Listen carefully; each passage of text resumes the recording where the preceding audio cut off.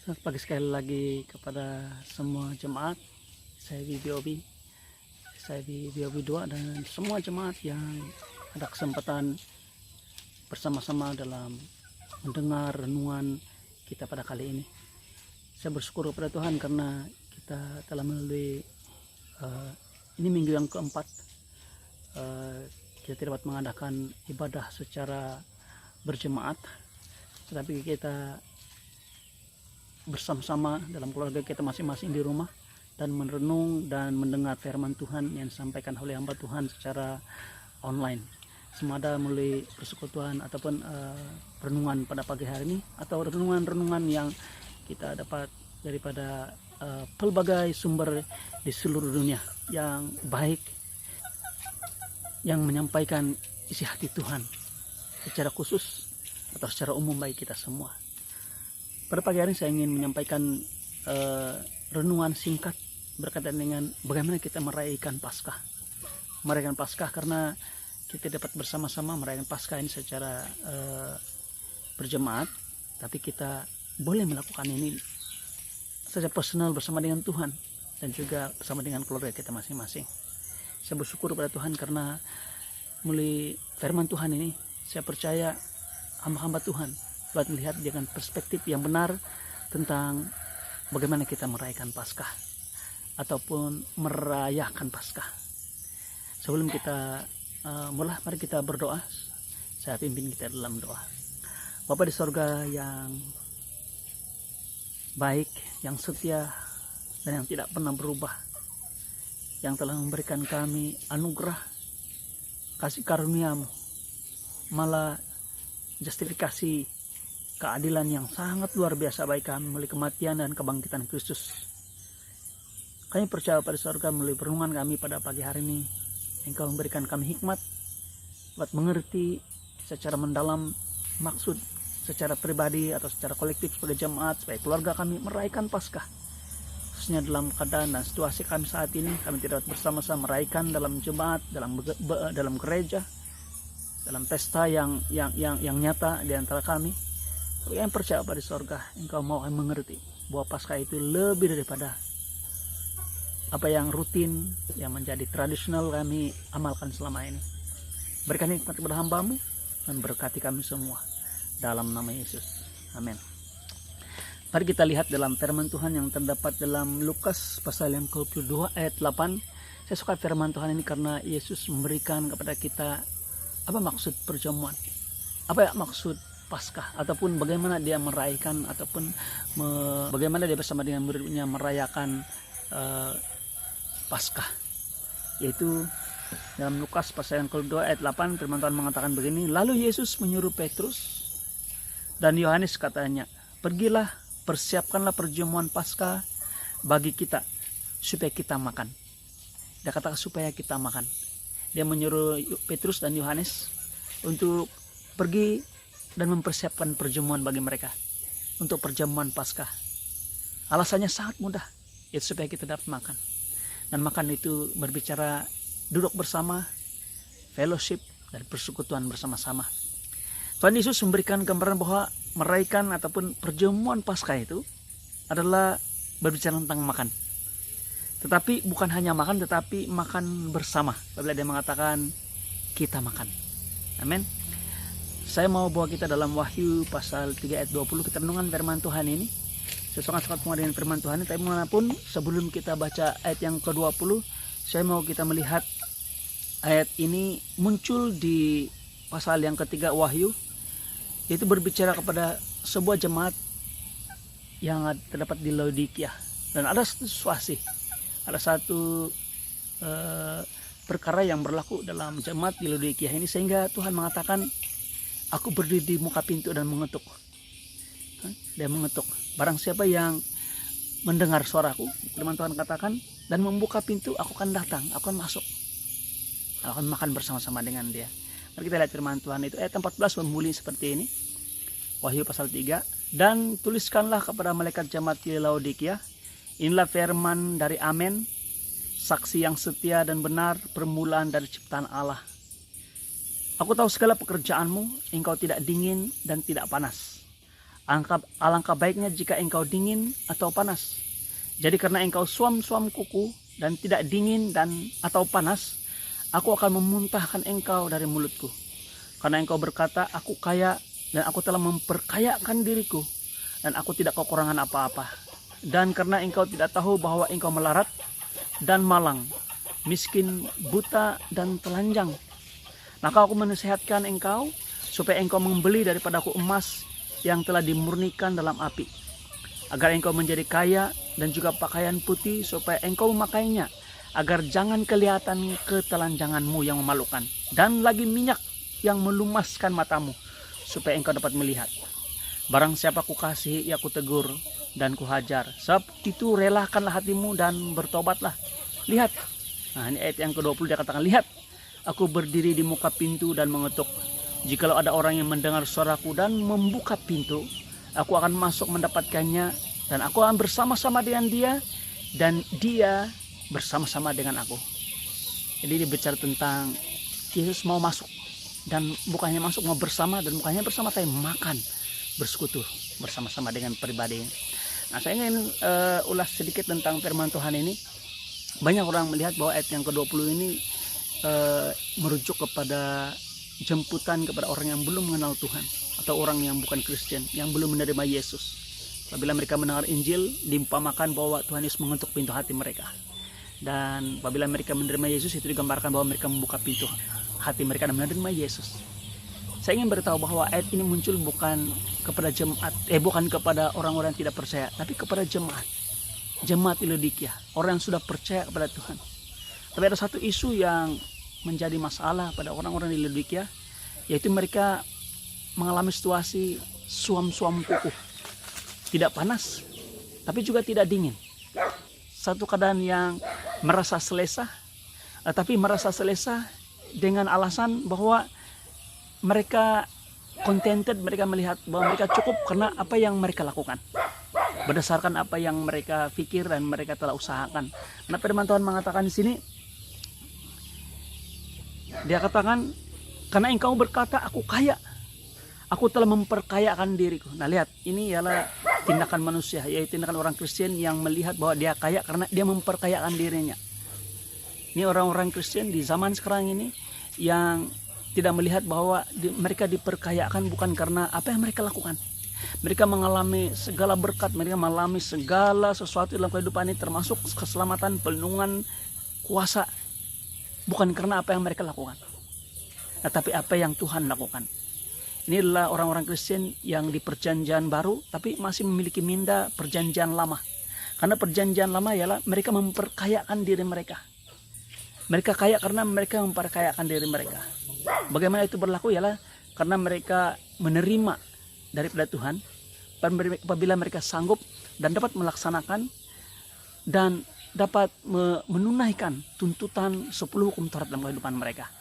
Dan apabila mereka melihat bahwa kehidupan mereka sudah begitu baik di mata mereka sendiri, mereka melihat bahwa mereka telah melakukan yang terbaik buat Tuhan, mereka lihat bahwa mereka sudah cukup, dan mereka cukup kaya, mereka cukup baik, cukup dan sebagainya. Tapi sebenarnya di mata Tuhan mereka sangat miskin, karena mereka bergantung pada kekuatan mereka. Di perjanjian baru, kehidupan kekristenan kita bukan berdasarkan karena saya memperkayakan diri saya telah melakukan sesuatu, saya telah berusaha dan sebagainya. Tapi karena apa yang Yesus lakukan. Karena ayat yang berikutnya firman Tuhan mengatakan di sini, maka aku menasihatkan engkau, dia katakan, supaya engkau membeli daripadaku emas yang telah dimurnikan dalam api. Itu apa itu? Berbicara apa itu? Itu tentang Yesus. Amin. Emas yang dimurnikan dalam api itu hanya Yesus. Yesus telah mengalami pemurnian, memurnikan kita melalui api. Malah api itu digambarkan daripada api murka Allah. Ketika Yesus mengambil segala dosa-dosa kita dan menerima segala penghukuman kita di kayu salib. Amin. Dan dia katakan agar engkau menjadi kaya. Kita hanya menjadi kaya apabila kita melihat bahwa apa yang Yesus telah berikan kepada kita. Dan juga pakaian putih supaya engkau memakainya, agar jangan kelihatan ketelanjanganmu yang memalukan. Dan dia katakan lagi, dan lagi minyak untuk melumaskan matamu supaya engkau dapat melihat.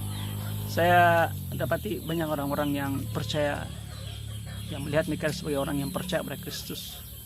Tapi mereka tidak dapat melihat kekristenan yang sebenarnya di depan Tuhan. Kekristenan sebenarnya di depan Tuhanlah bukan berbicara tentang Anda dan saya, tapi berbicara tentang Yesus. Dalam Matius pasal 13 ayat yang ke-44, 45 dan 46. Apabila saya melihat ayat firman Tuhan ini dahulu, saya pikir itu berbicara tentang orang Kristen, tentang saya. Firman Tuhan bunyi begini. Matius pasal 13 ayat 44. Hal kerajaan sorga itu seumpama harta yang terpendam di ladang yang ditemukan orang, lalu dipendamkannya lagi. Oleh sebab sukacitanya, pergilah ia menjual seluruh miliknya lalu membeli ladang itu.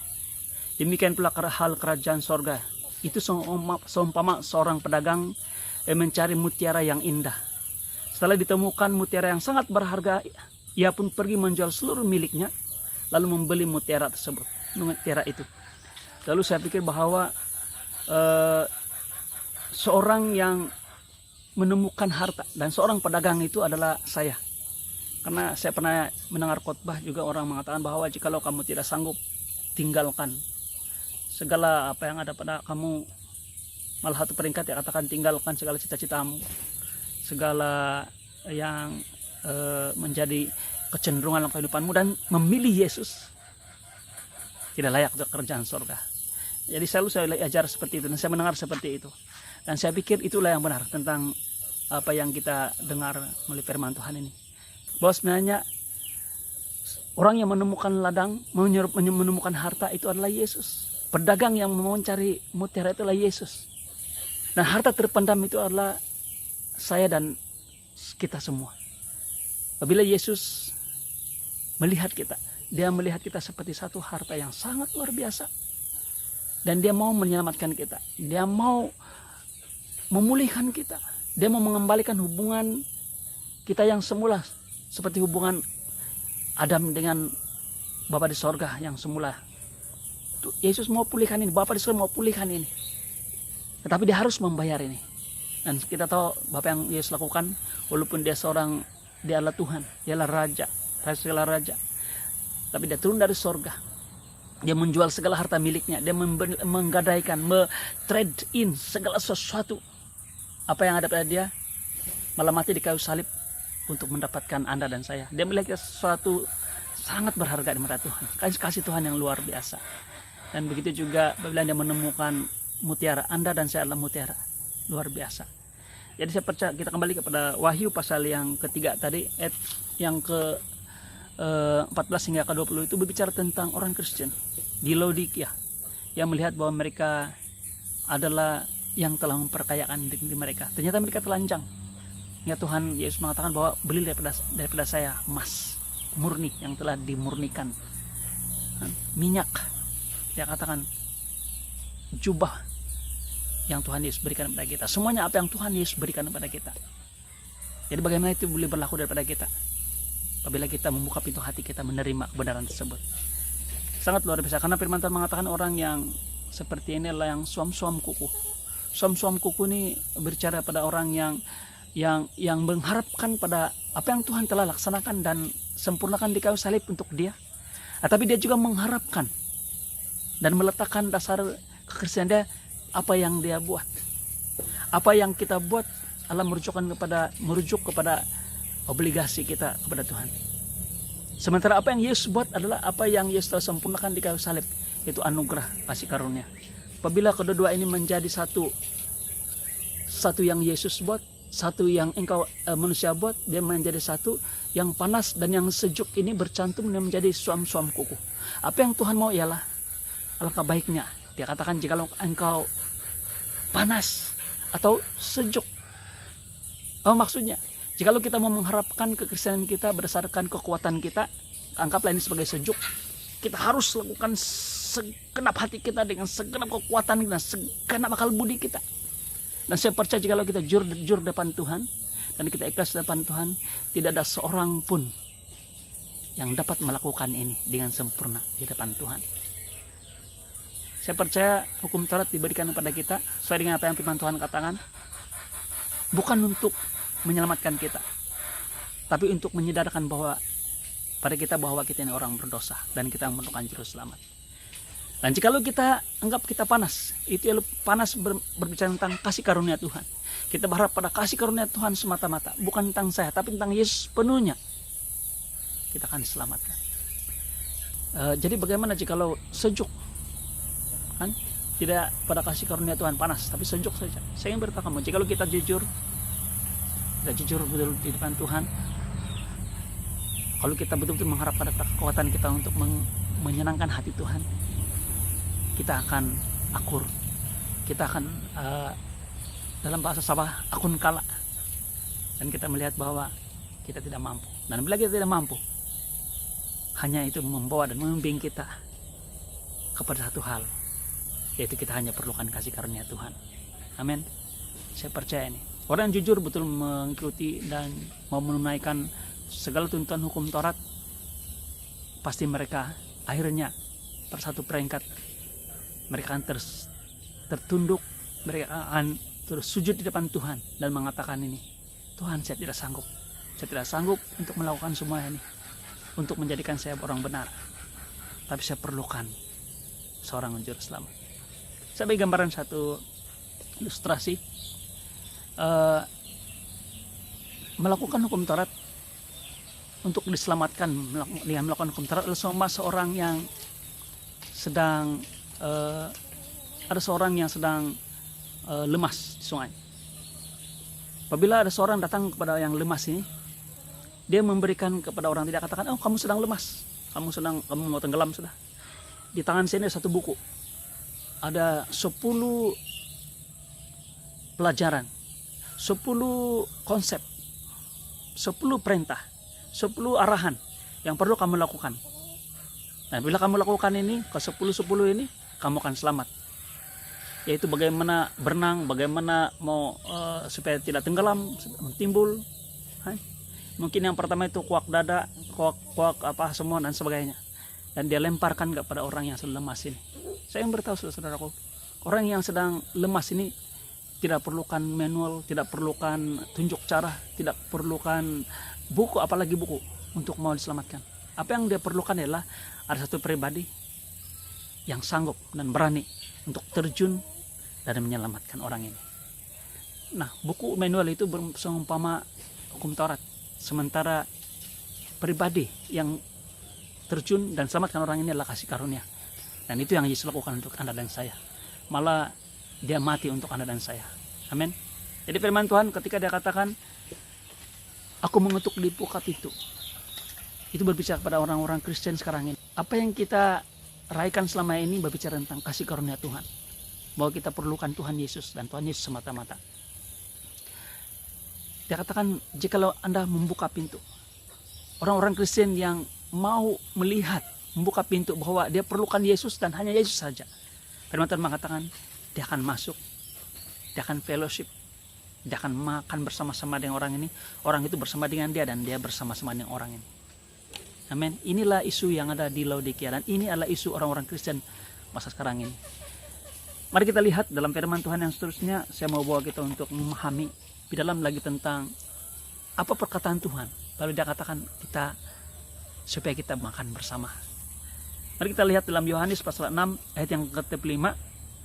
Firman Tuhan mengatakan begini, kata Yesus kepada mereka, akulah roti hidup, barang siapa datang kepadaku, ia tidak akan lapar lagi, dan barang siapa yang percaya kepadaku, ia tidak akan haus lagi.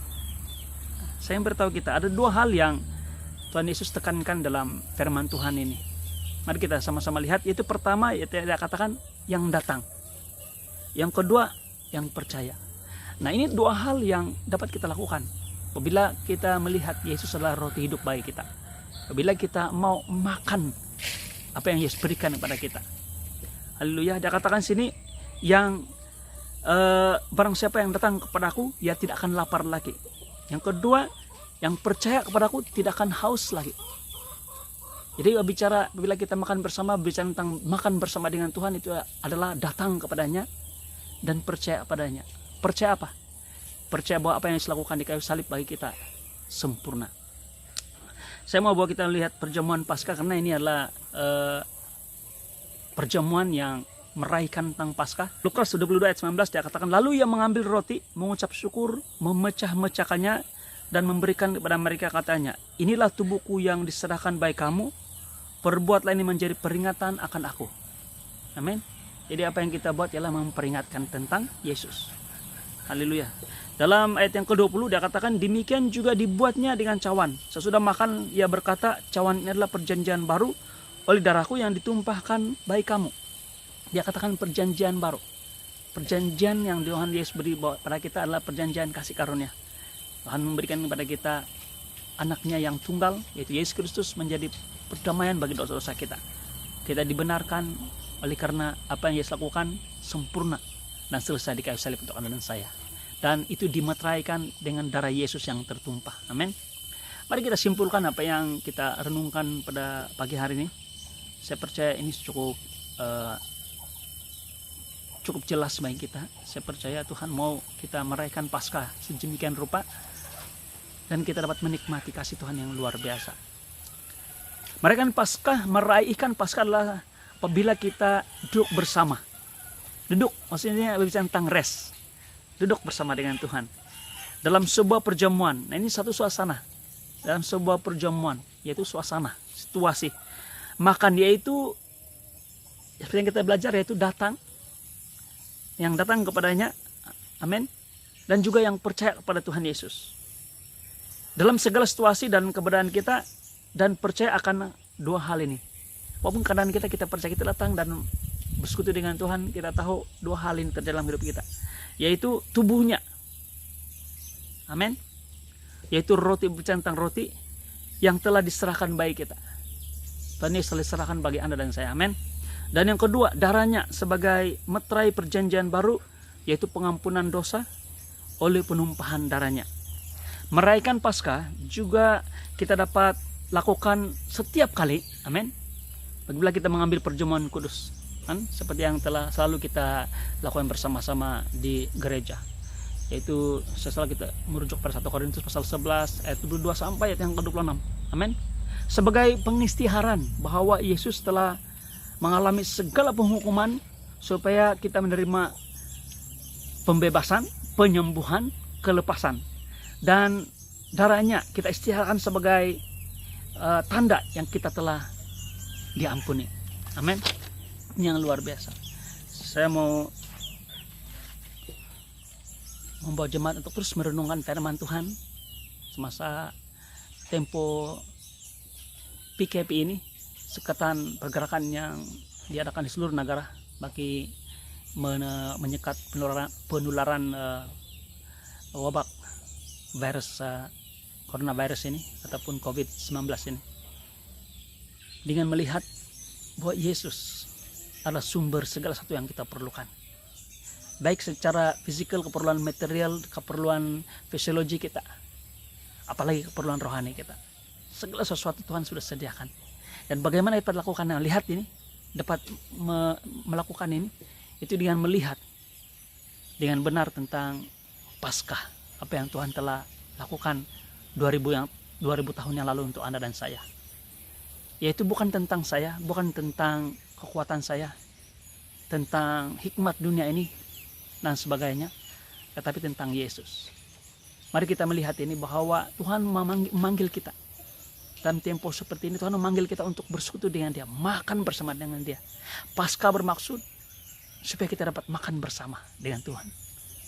Apabila kita makan bersama dengan Tuhan, kita menerima segala sesuatu dari Tuhan, karena Tuhan bersama dengan kita, kita bersama dengan Tuhan. Dan kalau Tuhan bersama dengan kita, tidak siapapun dapat menjadi ataupun melawan kita.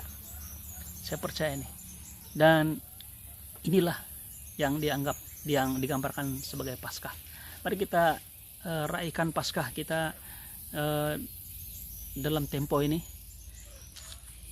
dengan melihat bahwa ada panggilan yang Tuhan sedang buat kita, sedang berikan kepada kita, yaitu untuk datang kepadanya dan untuk percaya kepadanya, amin. Bukan pada kekuatan kita. Mari kita lihat bahwa apa yang dialami oleh jemaat di Laodikia yang menjadi pengajaran untuk Anda dan saya, suam-suamku, daripada mengharapkan kekuatan kita, mari kita mengharapkan sepenuhnya kepada kasih karunia Tuhan. Mari kita berdoa. Bapa di sorga, kami bersyukur, berterima kasih kepadamu karena Engkau telah memberikan bagi kami berkat yang luar biasa melalui renungan singkat pada pagi hari ini. Saya percaya pada sorga, Engkau memberikan kami gambaran yang sangat jelas. Apa itu merayakan Paskah? Atau lebih tepat, merayakan perjamuan Paskah. Yaitu supaya kami dapat makan bersama dengan Yesus. Duduk bersama dengan Yesus. Rehat bersama dengan Yesus. Dan menikmati segala sesuatu yang Tuhan telah sediakan bagi kami di dalam Yesus untuk kami. Bapa di sorga, dimanapun kami berada, dan siapapun yang mendengar khotbah ataupun renungan singkat ini, Tuhan berkati mereka dan membuka hati mereka, Bapa di sorga, seperti jemaat di Laodikia, untuk menerima Yesus. Menerima maksudnya mau bersekutu dengan Yesus, mau makan bersama dengan Yesus, dan menolak segala sesuatu dalam dunia ini yang juga menjemput kami makan bersama dengan mereka. Tapi kami memilih untuk makan bersama dengan Kristus. Terima kasih Tuhan. Dalam nama Yesus kami berdoa. Amin.